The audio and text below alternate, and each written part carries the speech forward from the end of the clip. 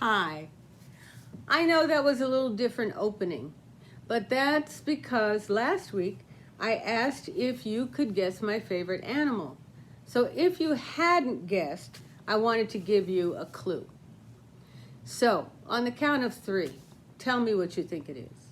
1, 2, 3. It's a giraffe! Oh, you're so smart. So, yes, I love giraffes. I love their eyes. My mother said I called them Joraffes when I was little. I couldn't say the word correctly. And those lashes. So here's a couple of interesting facts about giraffes. Maybe you knew them, maybe you didn't. Their tongue is 20 inches long. That's so they can reach up and pull those branches down from a tree. They have 7 bones in their neck, just like we do. Can you imagine how big those bones are? On one of my trips to Africa, I went to a giraffe preserve and I kissed a giraffe. It's true.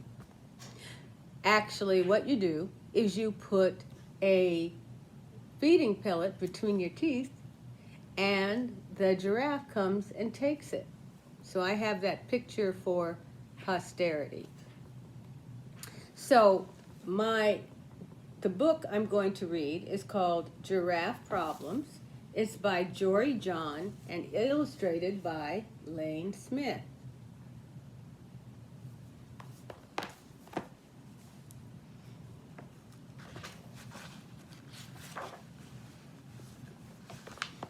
I feel bad about my neck. I do. I can't help it. It's too long, too bendy, too narrow, too dopey, too patterned, too stretchy, too high, too lofty, too necky. Yes, my neck is too necky. Everybody stares at it.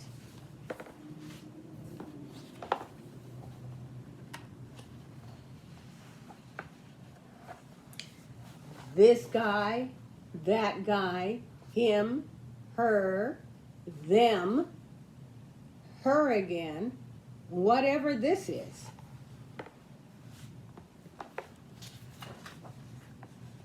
Yep, I feel bad about my neck.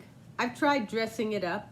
I've added a scarf, 2 scarves, a bundle of scarves. I've tried bow ties and regular ties and both.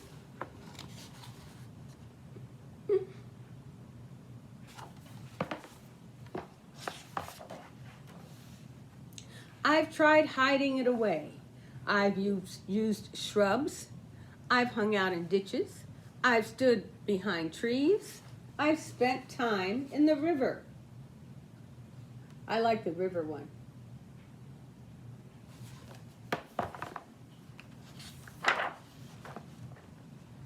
Other animals have necks that just work.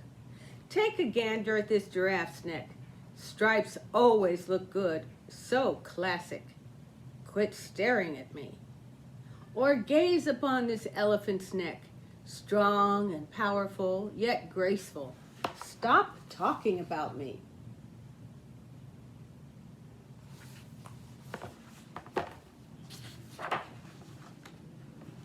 Or glimpse this lion, whose neck is adorned with a glorious mane of flowing locks. What a sight. How inspiring. Why can't I have a neck like that? Are you always this loud?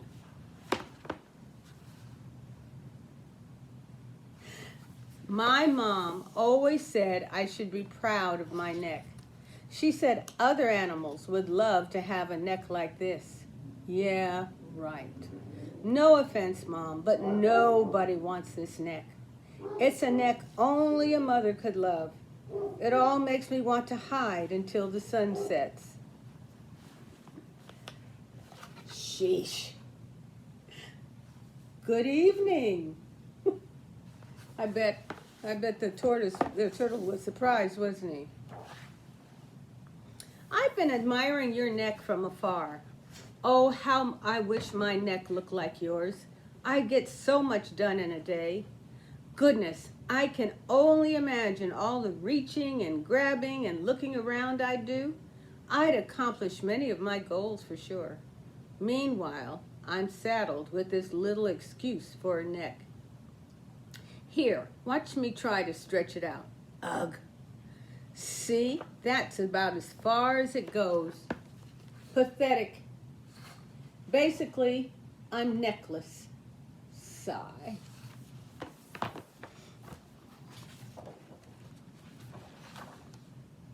You feel bad about your neck too? Yep. Huh. I'm Cyrus, by the way. I'm Edward. It's lovely to meet you, Cyrus. Can I tell you something else, Edward? Of course, Cyrus. Looks like he wants it to be a secret.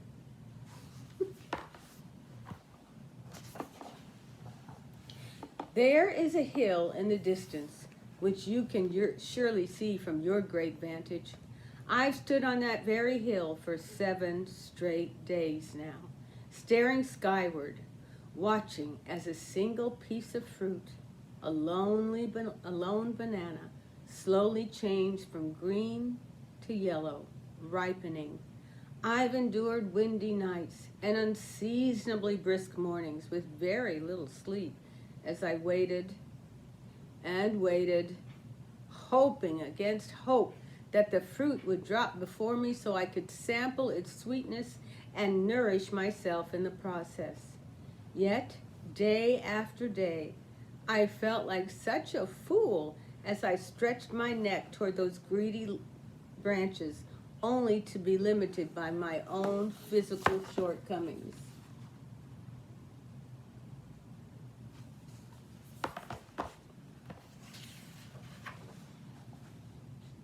You want a banana from the tree? That's what I said, yes.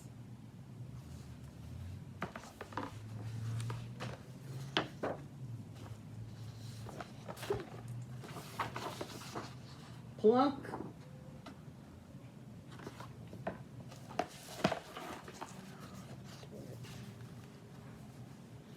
Here you go. Oh, you did it. You made it look so easy. Munch, munch, munch, munch, munch, munch. Delectable. So that's what a banana tastes like, huh? It was worth the wait.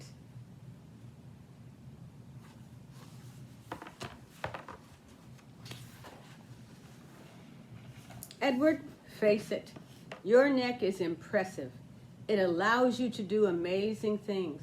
For instance, you just solved my week-long banana dilemma in 10 seconds. Well, thank you, Cyrus. I think you have a swell neck, too. It's elegant and dignified, and it works well with your shell. That means a great deal to me, Edward. Say, do you like bow ties, Cyrus? I'm not sure, Edward. I have very little experience with them.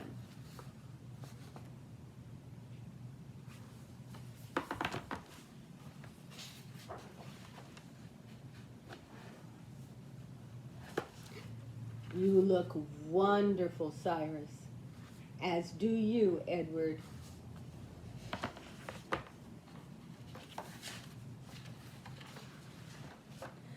I feel good about our necks, Edward. Thank you, Cyrus. For once, so do I. Yes, for once, so do I. Well, I really like that story.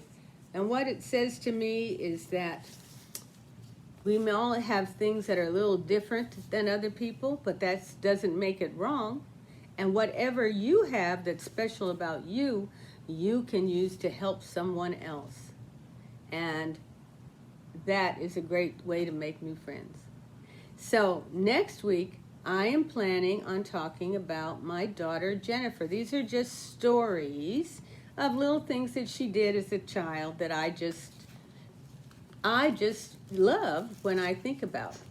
And she is an amazing young woman. She is just incredible. And it's not just because she's my daughter. That's not the only reason I'm saying that. It's because it's a fact. So when she was younger, I told her I wanted to be like her when I grow up. And basically, I still do. So I hope you'll come back and listen to my first family story. Okay, I hope you enjoyed it. You have a wonderful rest of your day. Bye-bye.